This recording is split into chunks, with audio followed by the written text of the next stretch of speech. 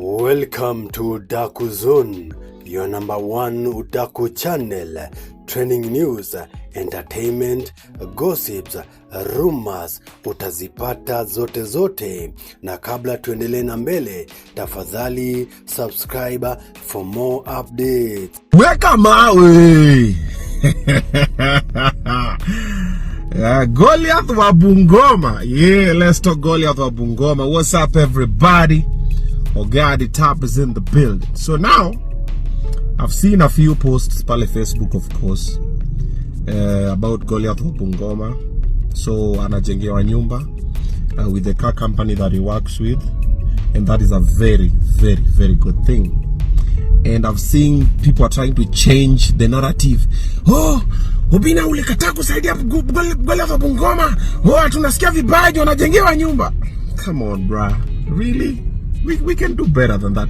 Why? First of all, why would I feel bad that Goliath wa Bungoma anajengewa nyumba?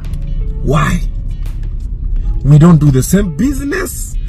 We are not enemies. There's nothing that he has that I'm looking for. There's nothing that I have that he's looking for. Or I assume. Why would I feel bad? Just because you would feel bad does not mean I feel the same way. We are not built the same.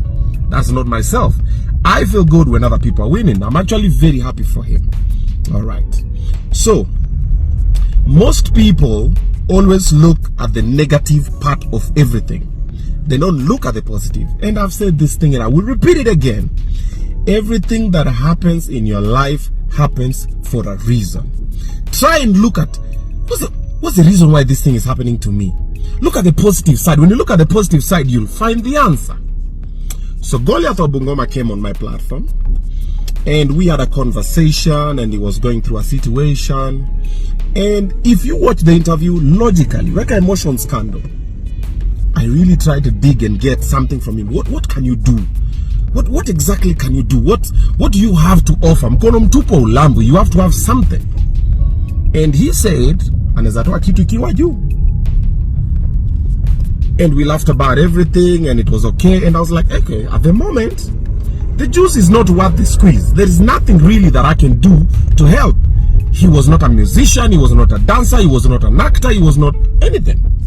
And the reason why Bungoma Goliath became famous was because of the other Gen Z Goliath. Okay? And I was like, okay. So for now, what you can do, you can go back shags and re-strategize, come back again. And he said, cool, nini, interview questioned. And a lot of people, not a lot, some people did not see the logic in that of going back, rethinking and relaunching. And when he left, another socialite picked him on the street. Na akakimbia akamchukua akampeleka sijui akwe sijui bouncer wa club sijui nini. Then now from there now things spiraled up to the point where he ended up being an influencer or an ambassador for this car company. Beautiful. Why did he end up being the ambassador for this car company? Because now he had value. Where did he get the value for them to pay attention and say we can use this guy for A, B, C, D? Think back. Remove emotions, bring logic. Where did he get the value?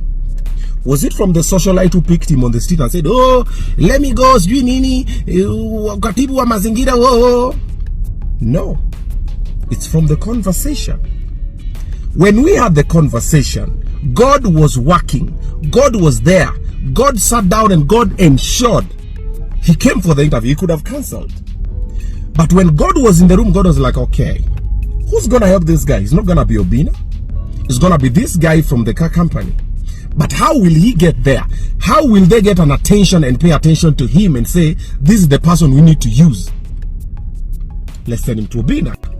Obinna will say, okay, this and this and this. Obinna will say, okay.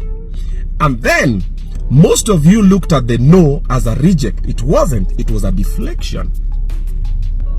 Think of it in a positive way. When he came for the show, that is when he got the value that he can add. Where did the value come from? The attention that the Kenyans gave him from that point henceforth. Who was the vessel, the medium that God was using to add the value to him. Yours truly. If you think logically, you'll see it. If you think with emotions, you will not see it. But I'm so happy that it worked that way. I will take the beating, I will take the thrashing any day. But provided there's one less man on the street, he's winning. Beautiful thing. Kudos. After the house, something else will come, and another thing and another thing. But now there is value. So this is for every other person who will assume when you sit on my show or any other show or whatever, things will just change. No. When you sit on a platform like that, there has to be value. There has to be something. Now that something is now what builds into something else. Over the weekend, I sat down with a guy called Majembe. What is Majembe's value? What is that something? He can fight. And if he cannot fight, he believes he can fight. He has the drive to fight. Okay? Is fighting a sport that is legal? Yes, it is. There is boxing, there is kickboxing, there is Muay Thai, there is wrestling and the rest. And what am I needed to do? Bring him, put him in front of Kenyans and tell Kenyans, yo, there is something here. Let's tap and let's make it better. So we say, okay, let's up the stakes. So let's say instead of you fighting and getting 1,600, let's get 1 million. And I mentioned a couple of guys, I'm like, you guys, I can't do this alone, man. I depend on you guys. Help me, let's do it. And guys are coming through. We are making up this plan in the Nini. And the same as the Mbavu Destroyer guy, he also has the value of he can fight, or he believes he can fight. He has the drive to do that. There's something he can do. Okay? Once he can do that, now what the rest does is they just make it better. And that is what we're doing. But now, what are people now doing? Now they've changed the story. Now they're not looking at, if Mbavu Destroyer and Majembe go here, they're gonna bring a different vibe in the sport. Now guys will start looking at the sport like, wow, maze boka, maze msenza toka block na boka, because it has not been happening before. We've had a few amazing boxers, including Congestina, and it had to take Mike Sonko to come and take Congestina and do whatever because of a few systems are not working. And then also most Kenyans are not really focused on those type of sport. It's football and other things in entertainment. But now there's another niche that not only Majembe and Mbavu will be doing, but many other people, young people, but nobody's looking at it that way. Oh, Obinna yana nataka tu kusupport watu wanapigana, wangwane meno wa uwane. Hiyo ndio furaha.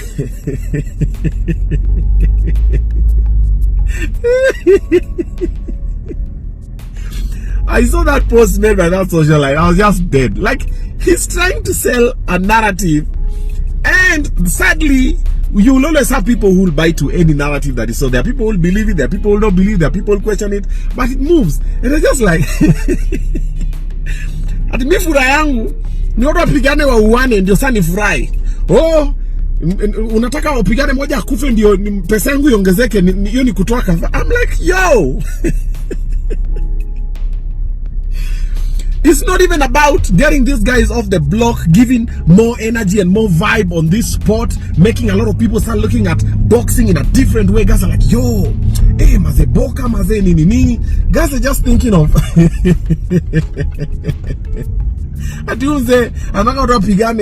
come on, man. There's a reason. Everything that happens, even this video I've done, there's a reason why I'm doing this video now. And there's a reason why you're going to react the way you're going to react. Yeah.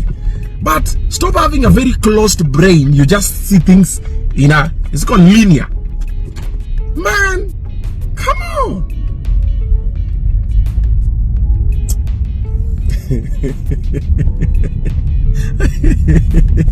My day has been made. I've seen that post. That's why I didn't try to do this video. I'm just like, come on, man. Yeah. So we are starting something new. It's not new per se. It's been happening. We're just putting a bit of oomph on it and vibe. We're just trying to make it now cool, so people know, I can do kickboxing, I can do boxing, I can do wrestling. It's another cool thing. It's another way to hustle. And all the other suppliers are gonna come through for the event day. We're gonna make something, and we're gonna take care of some family, and we move. We don't want to give a handout. We want to give someone an empowerment on what they do beautifully. But what are you naje? Anataka tu watu wapigane wa uane. Bungoma Goliath alikuja kwa shaka akamfukuza akamwambia aende nyumbani. Kama angekuja kwa show yangu, hangekuwa nayo kazi yako nayo saizi. Because that part is what built everything else. So inafaa ushukuru. Useme ni aje? Maze ikuenda hapa huu jamaa kasema hivi ndio ikakamika build. I always tell people, I came to Nairobi as a street boy. The reason why I came, I've spoken about it before. Let me not delve deeper into it. But that reason that moved me from Ushago to Nairobi is what made me Obinna. If I was not chased away from home, I would not be. The drive would not even be there. And many other places I've worked before, in other places I've been fired. Nimeenda kutafuta kazi hata inza influencing nini, wamenikataa kanambia hapana, tunaona wewe hivi, we prefer working with. Those are the things that keep me going, to keep the drive alive. But hautaiona hivyo. Kwa nini? Big up Bungoma Goliath, I'm happy for you. And big up Majembe, I'm happy for you. Big up Mbavu Destroyer, big up Alfayo, and anybody else who's doing anything, trying to build themselves. Let's make it better. Let's come together. Tuambia when mnapata tickets wapi nini. Chukweni tickets, let's come and support Mbavu Destroyer and of course Majembe. Tuone unaekelea pesa yako kwa nani. Wanaume wa weka mawe.